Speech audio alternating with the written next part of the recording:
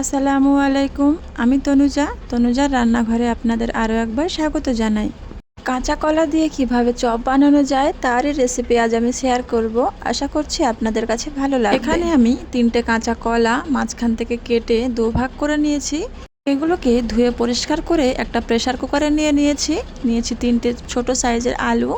1 cup পরিমাণে পানি দিয়ে প্রেসার কুকারে 2টো সিটি দিয়ে নেব। এগুলো সিদ্ধ হয়ে গেলে একটা প্লেটে নামিয়ে নিয়েছি। দেখুন কলার খোসাগুলো ছেড়ে গিয়েছে। এভাবে করে কলার খোসাগুলো ছাড়িয়ে নেব। ঠিক একইভাবে আলুর খোসাগুলোও ছাড়িয়ে নেব। এভাবে করে সমস্ত আলু ও কলার খোসাগুলো ছাড়িয়ে নিয়ে এগুলোকে একটা আলু ম্যাশার দিয়ে ভালো করে ম্যাশ করে নেব। আলু আর কলাগুলোকে ভালো করে ম্যাশ করে নিয়েছি। এবারে এর মধ্যে 1/2 কাপ পরিমাণ পেঁয়াজ কুচি, 1 টেবিল চামচ কাঁচা লঙ্কা কুচি, স্বাদমতো লবণ, 1 টেবিল চামচ লঙ্কা গুঁড়া, 1 টেবিল চামচ জিরা গুঁড়া, 1/2 টেবিল চামচ চাট মশলা, 1/2 কাপ পরিমাণ ধনে পাতা ও একটা লেবুর অর্ধেকটা চিপে দিয়ে দিয়েছি। বাইন্ডিংয়ের জন্য এখানে আমি 3 টেবিল চামচ কর্নফ্লাওয়ার দিয়ে দিচ্ছি। এতে করে এটা সুন্দরভাবে বাইন্ডিং হয়ে যাবে। একটু সময় ধরে এগুলোকে ভালো করে হাত দিয়ে মাখিয়ে নিতে হবে।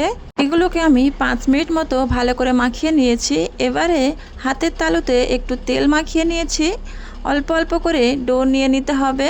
হাতের মধ্যে এভাবে করে গোল শেপ দিয়ে নিতে হবে এবং হাত দিয়ে চেপে দিতে হবে। যেভাবে কাবাব বানায় ঠিক ওইভাবেই বানিয়ে নেবেন। আপনারা হয়তো দেখেই বুঝতে পেরে গেছেন। এভাবে করে আমি সবগুলো কাবাব বানিয়ে নেব। সবগুলো কাবাব বা চপ যাই বলেন না কেন এগুলো সব আমার বানানো হয়ে গেছে।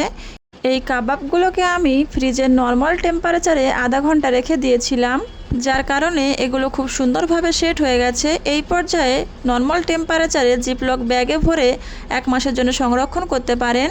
এগুলোকে আমি ভেজে নেব, তাই সরাসরি ডিমের গোলায় কোট করে ময়দায় কোট করে ডিপ তেলে ফ্রাই করে নিচ্ছি। আর হ্যাঁ, এই সময় গ্যাসের ফ্লেমটা হাই হিটে রেখে তেলটা গরম করে নিয়েছিলাম। যখন তেল গরম হয়ে গেছে এই পর্যায়ে মিডিয়াম টু লো আঁচে রেখে কাবাবগুলো সময় ধরে ভেজে নিতে হবে। এতে করে কাবাবগুলো খুব সুন্দর ক্রিস্পি হবে। কাবাবগুলো দেখতে যেরকম লোভনীয় হয়েছে, খেতে এর থেকে বেশি টেস্টি হয়েছিল।